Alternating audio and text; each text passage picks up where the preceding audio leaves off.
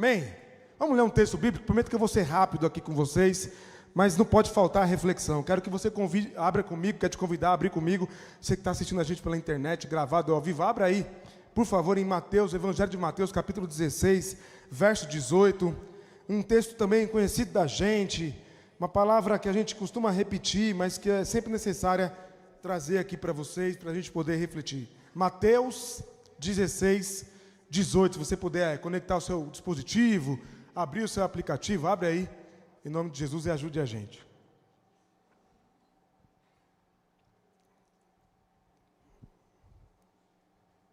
Se você quiser tirar, ela vai dar um trabalhinho para ligar por causa do cabo, tá? Talvez você não consiga aí, mas fique em paz. Amém. Evangelho de Mateus 16, 18, diz assim, ó. Eu digo a você que você é Pedro, e sobre essa pedra edificarei a minha igreja, e as portas do Hades não poderão vencê-la. É só até aqui que a gente vai ler mesmo, eu vou contextualizar para você. Jesus está com os discípulos numa região cheia de mistérios. É uma região chamada Cesaré de Filipe. Existia naquela região uma grande gruta, sabe, gruta que a gente conhece aí, nas regiões litorâneas de São Paulo, ali pelas Minas Gerais também, tem bastante dessas grutas, dessas cavernas. E porque nós temos um povo muito antigo, existia um mistério naquela gruta. Havia lendas que diziam que aquela gruta tinha uma porta. E aquela porta escondia terríveis, eu não sei se exatamente eles já tinham esse conceito de monstros, mas existiam lendas que davam certo medo nas pessoas do que existia atrás daquela porta, naquela gruta. Imagine vocês, sem internet, bom, não precisa de muito, né? Sem internet, sem carro, sem energia elétrica, é muito fácil botar medo nas pessoas. Aliás, eu quero que vocês assistam um filme, quero recomendar para vocês. Eu não lembro se o filme é A Aldeia, nós assistimos aqui, esqueci o nome do filme agora. Se alguém puder me ajudar com esse filme que a gente assistiu aqui na comunidade, que eles ficam presos numa comunidade, numa aldeia. A Vila, obrigado, gente. A Vila. Quero recomendar que vocês vejam esse filme, A Vila. É mais ou menos isso. Eles vivem com medo de alguma coisa que está fora da vila. Não tem nada. Mas quem precisava controlar as pessoas sempre dizia que existia bichos, coisas terríveis fora da vila. E ninguém ousava romper aquilo. Por quê? Porque tinha medo. E Jesus está enfrentando isso aqui nesse texto, porque essa ideia que nós temos de inferno, ela é muito nova, irmãos. Isso é do século XIII. Esse negócio de inferno, como é que a gente tem ideia de inferno? Vamos pensar no inferno. Daqui a pouco vocês vão entender onde eu vou chegar, tá? Não estou viajando aqui não, já vocês vão entender. Qual que é a ideia de inferno? A ideia de inferno que a gente criou, que foi ensinada para a gente, que debaixo da terra tem um lugar muito quente, mas quente, que vai queimar a gente, vai queimar nosso espírito, vai queimar nossa alma, porque a gente não segue uma religião, a gente é um bando de pecador, e aí a gente vai para esse inferno. Só que essa visão e essa figura é do século XIII. Eu estou falando para você que essa visão, essa figura, ela nasce e encrosta na nossa teologia 13 séculos depois de Jesus. Jesus não tem essa ideia desse inferno. O que tem para Jesus é o Hades, que é o lugar dos mortos. Esse texto que nós lemos, inclusive, no grego, é Hades. É Hades, que é basicamente o lugar dos mortos. Por quê? Os judeus não tinham exatamente tanta convicção como nós temos como cristãos sobre o que virá depois da vida. Aliás, existem alguns judeus que acreditam que, inclusive, não há nada depois da vida. A gente que, como cristão, criou e desenvolveu essa ideia que depois daqui existe um céu para alguns e um inferno para outros. Geralmente, o inferno para aqueles a quem a gente não nutre grande simpatia, né? Então, para eles, vão para o inferno. Aí é fácil jogar eles no inferno. Eles não se comportam como a gente, eles não amam como a gente, eles não vivem como a gente, então bota eles no inferno. E nós, que somos os santinhos, bonitinhos, fofinhos de Deus, vamos para o céu. É fácil, né? É como algumas pessoas brincam e gostam de brincar. Eu só vou acreditar num calvinista que acredita em predestinação quando ele disser assim para você e para mim, ó, existe inferno e algumas pessoas estão predestinadas ao céu e outras ao inferno. Então, não adianta fazer nada, vai para o inferno. E aí, eu só vou acreditar nesse calvinista quando ele disser assim, ó, inclusive eu estou predestinado ao inferno. Vocês não vão achar um calvinista que diz isso.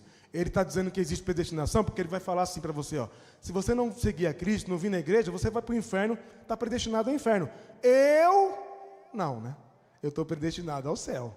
Aí é fácil ser calvinista, né? Desse jeito. É fácil acreditar em predestinação desse jeito. Muito fácil.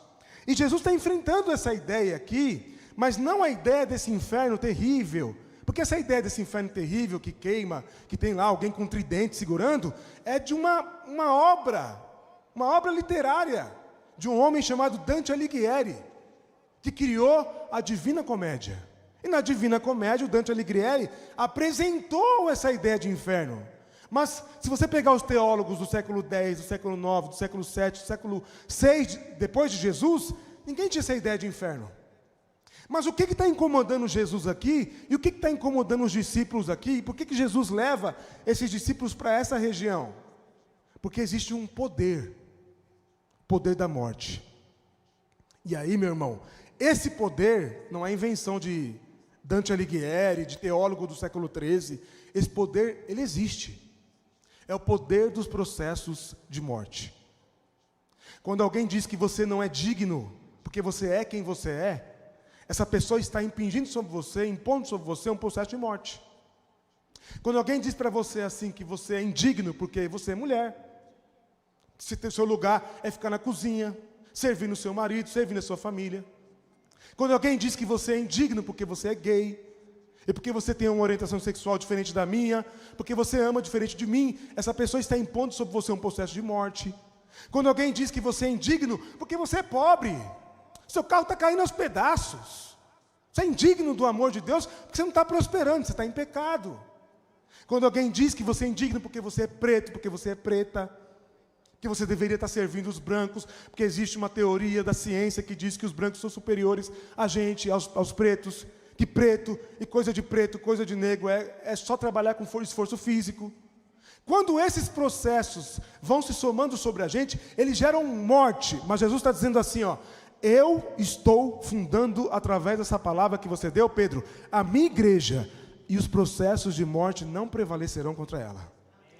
Então, se você perguntar para mim assim, com que sentimento eu tenho hoje, aos 10 anos, eu só tenho sentimento de gratidão.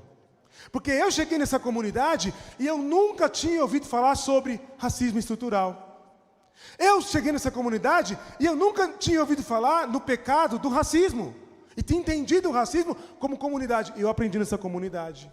Eu cheguei nessa comunidade, não foi a faculdade de Direito que me apresentou as ideias mais libertárias e de dignidade das pessoas. Foi essa comunidade que me ensinou.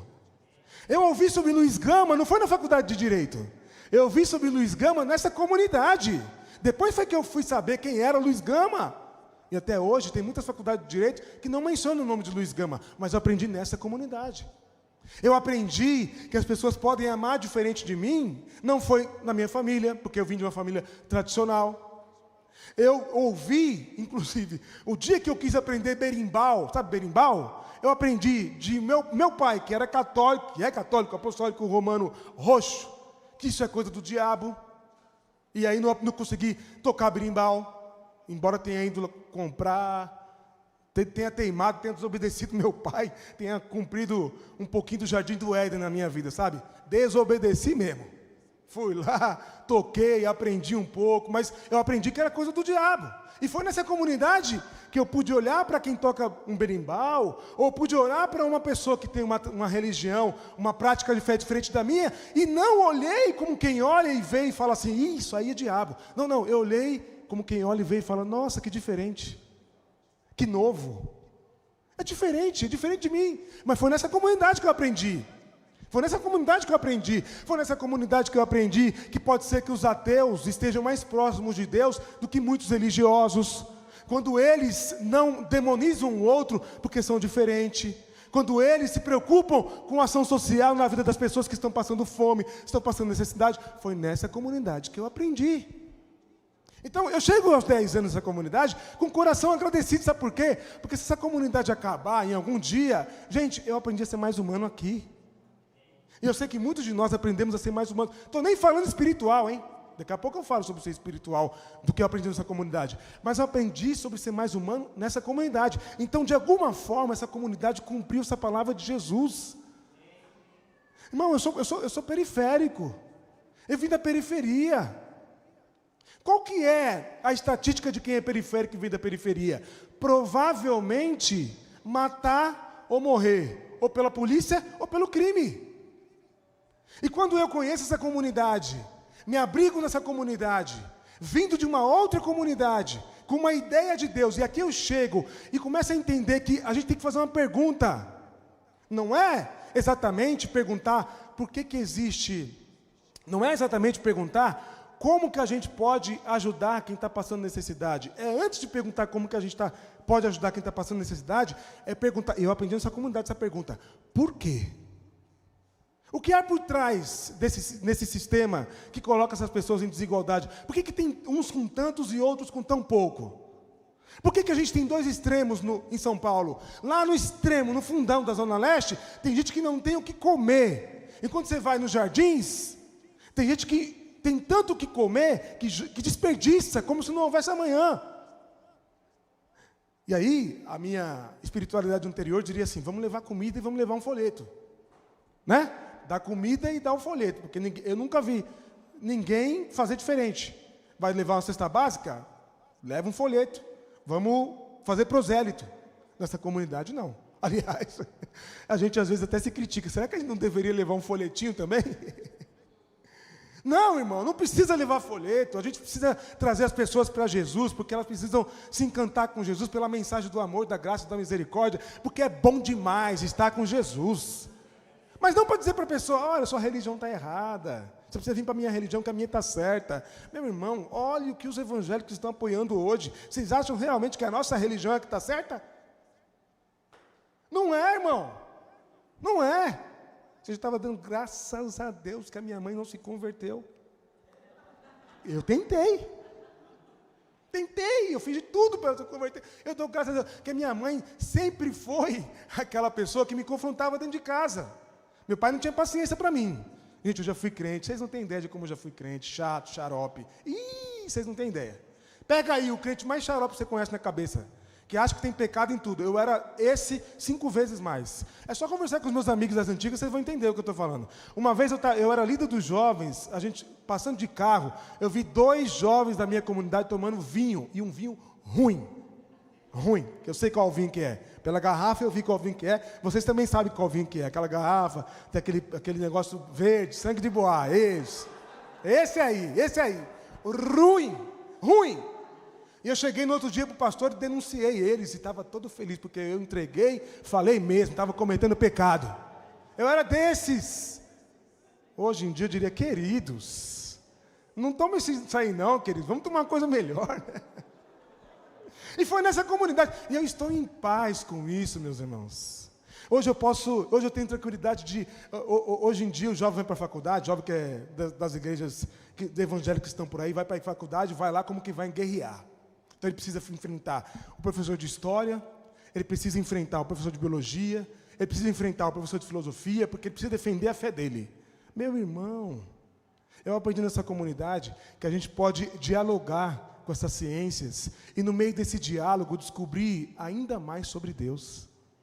Foi nessa comunidade que eu aprendi, foi aqui. Quer pensar no espiritual? Tudo na minha vida mudou. Tudo na minha vida mudou nessa comunidade. Quanto à ambiência espiritual, quando eu entendi que Deus é mistério. É mistério. E assim, os crentes da minha época, pentecostais, dizem mistério, mal sabem eles da profundidade desse mistério. E é lindo esse mistério. Ele é tão lindo que eu só consigo me aproximar dele através da beleza. Então, quando alguém me pergunta assim, depois da comunidade, quando alguém me pergunta assim, quem é Deus? Will, quem é Deus? Eu digo, olha, eu não sei exatamente quem é Deus. Eu tenho uma referência. E é uma pessoa, Jesus Cristo de Nazaré. Ele é minha referência de Deus. Tá bom para você? Ah, mas eu queria mais. Então vai procurar em outro lugar, queridão. Para mim, Deus está revelado em Jesus de Nazaré. E aí tem toda a licença poética, o poeta, para dizer que ninguém explica Deus. Eu discordo. Para mim, Jesus explica Deus. Aliás, ele é a revelação perfeita de Deus. Os apóstolos e os discípulos, os evangelistas, dizem que ele é a plenitude da revelação de Deus. É Jesus. E aí, vocês conseguem ver Jesus odiando alguém? Você não consegue ver Jesus odiando. Aliás, se Jesus sentiu raiva de alguém, não foi das prostitutas, não foi dos ladrões, foi dos religiosos, dos políticos da época. É desses que Jesus sentiu raiva. Então, se você perguntar para mim, mas Deus não sente ira? Sente. Sente ira com a injustiça. Sente ira com o machismo, com a misoginia que mata as nossas mulheres. Enquanto nós estamos aqui, 2 horas de culto, eu acho que mais de 10 mulheres já morreram nesse país. Porque mulher morre, ou são agredidas nesse país, já foram agredidas nesse país. Então, é contra essa violência, contra essa injustiça, que mata quem ama diferente, quem tem amor homoafetivo. É contra essa injustiça e contra esse ódio que mata os nossos corpos pretos, periféricos, que o Deus de Jesus se ira. E nós, como igreja, fomos levantados para denunciar e para dizer: as portas do inferno não vão prevalecer contra a mensagem do Evangelho. Amém, irmãos? Nós estamos aqui para dizer que as portas do inferno não vão prevalecer contra a igreja de Jesus. Porque eu vou dizer, já disse e repito, Jesus não fundou religião, concordo. Mas Jesus fundou a igreja. Jesus fundou a igreja. Eu não sei como ela é exatamente, não sei se ela faz culto de domingo de manhã, não sei se ela faz culto de domingo à noite, não sei exatamente como ela é. Eu acho que ela é isso e mais um pouco e muito mais. Mas eu sei que ele fundou uma igreja. E sob essa igreja está firmada a rocha, que é Ele mesmo, Jesus, o testemunho dEle. E contra essa rocha não existe poder nesse mundo que seja mais forte ou mais poderoso. Sabe por quê, irmãos? Porque essa rocha é a rocha do amor por todos nós. Todas, se você quiser, você pode colocar todos também. Que se você sofre com uma flexão num pronome, você precisa rever a tua fé e a tua humanidade. Se isso te incomoda, você precisa rever a tua fé e a tua humanidade. Porque até outros dias atrás, ninguém dizia você, nós diríamos vós, Messê. É diferente. Então, é só para dizer para vocês o seguinte: olha como eu sou agradecido por essa comunidade. Mas e na hora que a coisa aperta? Vocês não ensinaram para a gente que não existe milagre? Meu irmão, eu nunca vi, se você tiver, você me mostra aí que eu vou mudar até meu nome. Mas eu nunca vi nenhum pregador subir nesse púlpito e dizer que não existe milagre. Alguém aqui já ouviu? Alguém que frequenta aqui a comunidade já ouviu? Nunca ouvi. O problema é que a gente aprendeu milagre de um jeito, desconstruímos essa visão de milagre, e, não sei se por falta de consciência ou rebeldia, não colocou nada no lugar. Mas milagres existem. E quer saber mais? Os milagres mais incríveis que existem na nossa vida acontecem todos os dias. É a gente que é rebelde que não vê. Né? A gente que é teimoso que não está vendo. Mas o Deus da graça está todos os dias cuidando de nós. É como diz o poeta: Deus cuida de mim na sombra das suas asas. É isso. É como se nós vivêssemos debaixo de uma sombra de alguém que está cuidando da gente o tempo todo. O tempo todo. De vez em quando meu pai me manda mensagem para falar sobre coisas que eu não comuniquei com ele. Não comuniquei com ele. Mas ele intuiu, através de uma conversa, através de uma ida ao médico, ele intuiu que eu não estava bem, ele manda mensagem para mim. Então, eu penso em Jesus, eu penso no Deus Pai de Jesus desse jeito. Nesse Deus que às vezes você não precisa falar onde está doendo, mas ele sabe onde dói. Porque o salmista disse que ele conhece a gente desde a formação no ventre das nossas mães. Não é para ficar preocupado se a gente deve lutar por justiça reprodutiva ou não. Porque deveríamos, né? Deveríamos. Mas é para dizer para vocês o seguinte, meu irmão, quando diz o salmista diz que ele conhece a gente dentro do ventre da nossa mãe, é para dizer assim: Deus nos conhece e sabe que a gente é pó. Ele sabe que a gente erra, sabe que a gente fracassa. Aliás, nessa comunidade eu aprendi que Deus não é o Deus que mata, é o Deus que morre. O Deus e Pai de Jesus, revelado em Jesus, não é o Deus que mata, é o Deus que morre. Então, se você perguntar para mim assim, mas aí no conflito de Israel e Palestina, com quem que Deus está? Queridão, onde estão morrendo as crianças? De que lado estão morrendo as mulheres? Então, é nesse lado que Deus está.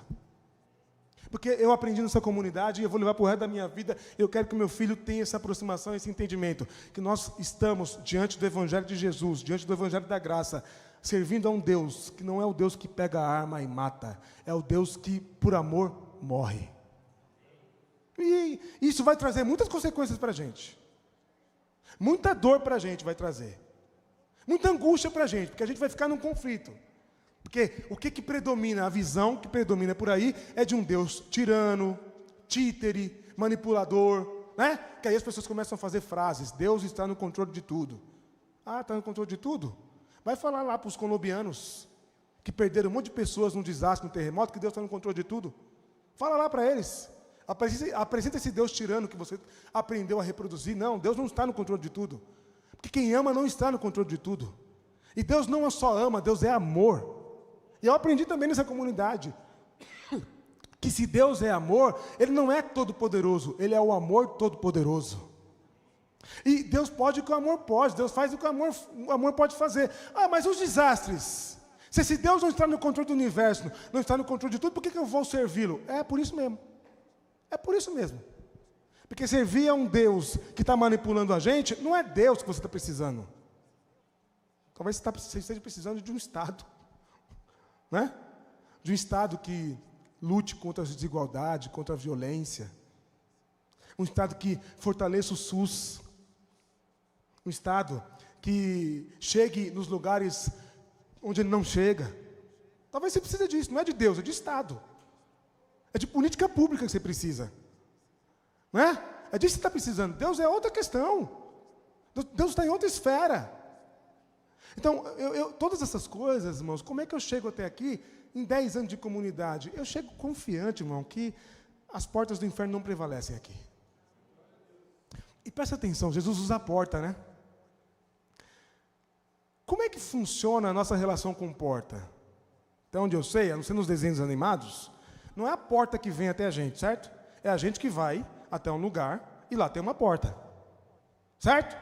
Então, nós não fomos chamados para ficar parado com a boca aberta, como diria o outro, parado com a boca aberta, esperando a volta de Jesus. Nós somos chamados para ir de encontro às portas do inferno. E essas portas não vão prevalecer.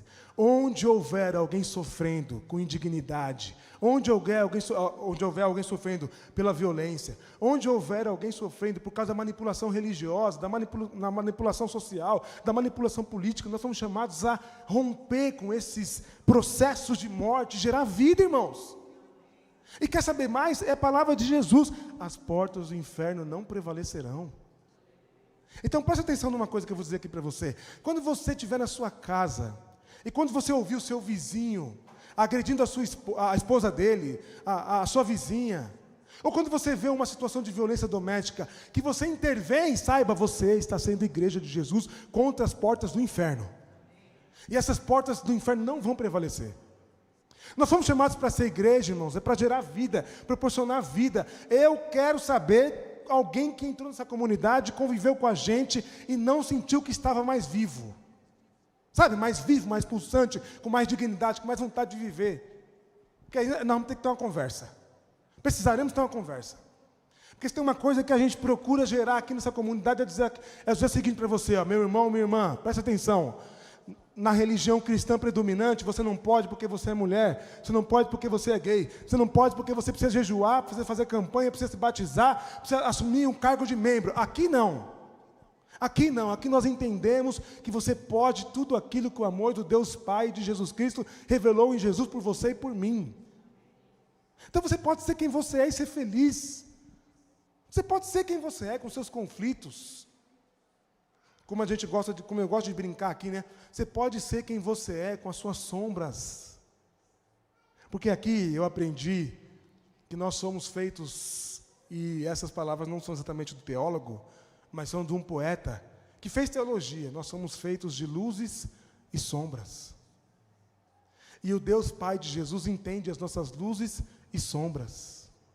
E o Deus Pai de Jesus trata a gente no mais profundo do nosso interior, à medida das nossas luzes e sombras. E o Deus Pai de Jesus nos ama com as nossas luzes e sombras. E eu não tenho direito de dizer que a sua sombra é pecado. Sabe por que eu não tenho direito de dizer que a sua sombra é pecado? Porque você não tem direito de dizer que as minhas sombras são pecados. O que a gente foi chamado para fazer é juntar as nossas luzes, olhar para as nossas sombras e dizer, todos nós somos precários, todos nós somos frágeis, todos nós somos carentes da graça e da misericórdia de Deus Pai Jesus. Então para terminar, eu chego aqui, irmão, consciente de que Deus tem cuidado de mim individualmente, cuidado da minha família, mas também cuidado da minha comunidade. Deus tem cuidado de nós. Eu chego nessa comunidade feliz e consciente de que a gente está marchando, a gente está construindo uma coisa muito bonita. E independentemente de onde nós chegarmos, as portas do inferno não vão prevalecer, porque elas vão se abrir. E se elas não se abrirem, a gente derruba. Amém, irmãos? Agora eu preciso ser ufanista. Se elas não, eu preciso ser triunfalista. Se elas não se abrirem, a gente vai derrubar. Porque, como diria o poeta, e aqui novamente manda um poeta, até no asfalto uma flor pode botar. E pode mesmo. Pode mesmo. Nós fomos chamados para gerar vida, irmão. Nós não fomos chamados para gerar morte. E é por isso que eu celebro essa comunidade. Eu celebro os 10 anos dessa comunidade. Porque apesar dos pesares, aos trancos e barrancos, nós nunca carregamos um discurso de morte. Todas as vezes que nós pregamos, nós falamos, nós anunciamos, foi discurso de vida. Todas as vezes que se nós erramos em alguma vez, foi porque nós queremos gerar vida. Proporcionar vida na vida das pessoas. Amém? E eu tenho orgulho dessa comunidade. Você tem orgulho dessa comunidade? Eu tenho o maior orgulho dessa comunidade. Eu sou muito feliz por essa comunidade. Porque, como eu disse ao pastor Daniel, nós escrevemos uma carta, uma placa para ele, e eu faço questão de dizer, meus irmãos, 10 anos, nós nunca negociamos a mensagem do Evangelho. 10 anos, e nós nunca ignoramos o sofrimento de quem quer que seja. 10 anos, e nós nunca abusamos da fé de ninguém. Ainda que essa fé seja diferente da gente, nós nunca abusamos da fé de ninguém. 10 anos, e eu tenho certeza que durante esses 10 anos, dos próximos 10 anos, dos próximos 100 anos, o Senhor continuará agindo no meio de nós. Só cabe a gente fazer aquilo que o pregador pentecostal diria: dá lugar. Amém, irmãos? Só cabe a gente dar lugar para o agir do Espírito.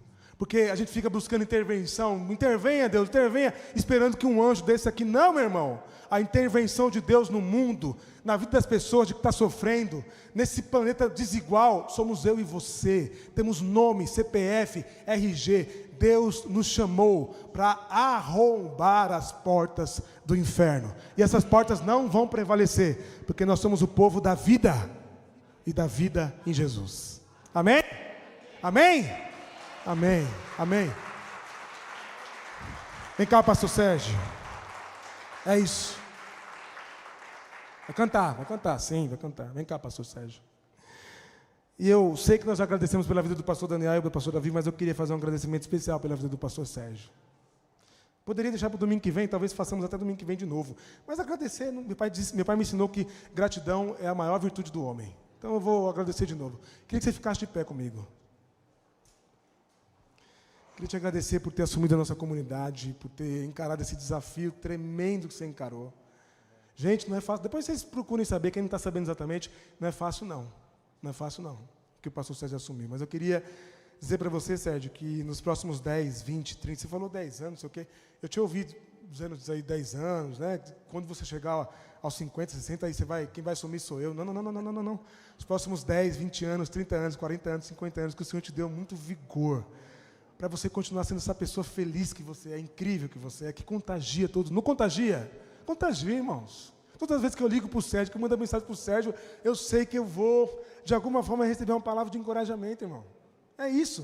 Se você não fez ainda, faça. Na semana, se você estiver meio ruinzinho, estiver meio para baixo, manda mensagem para ele.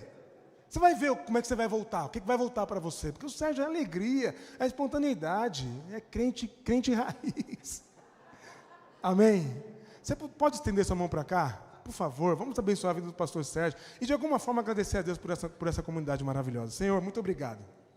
Nós já agradecemos ao Senhor várias vezes. Nesses quase um ano, nós agradecemos ao Senhor muito pela vida do pastor Daniel, da pastora Vivi, continuaremos agradecendo. Também agradecemos pela minha vida, pela minha família, também agradecemos por cada irmão que constrói essa comunidade. Mas eu quero de novo, Senhor, me permita de novo, ser insistente, agradecer pela vida do pastor Sérgio, da família dele, da Débora, do Sig, de toda a família do pastor Sérgio. Nós te damos graça porque o Senhor é bom. Muito obrigado porque o Senhor não nos abandonou. O Senhor continuou tratando de nós e cuidando de nós da mesma forma, nos dando esse presente que é o pastor Sérgio. É um presente, é o maior presente para nós nesses 10 anos, é a vida, o pastoreio e o cuidado do pastor Sérgio. Muito obrigado, Senhor. Nós te damos graça, que o Senhor continue fortalecendo a vida dele, dando ânimo a ele, dando paciência, porque ele precisa de paciência, coragem, inventividade, novos caminhos para a gente continuar caminhando, fazendo a caminhada da jornada da travessia que nós aprendemos domingo passado com o pastor Júlio, para a honra e glória do nome de Jesus, que nós amamos tanto, para que mais e mais pessoas possam conhecer o Deus da graça, da misericórdia e da liberdade. Amém. Amém. Muito bom. Isso aí. Amém.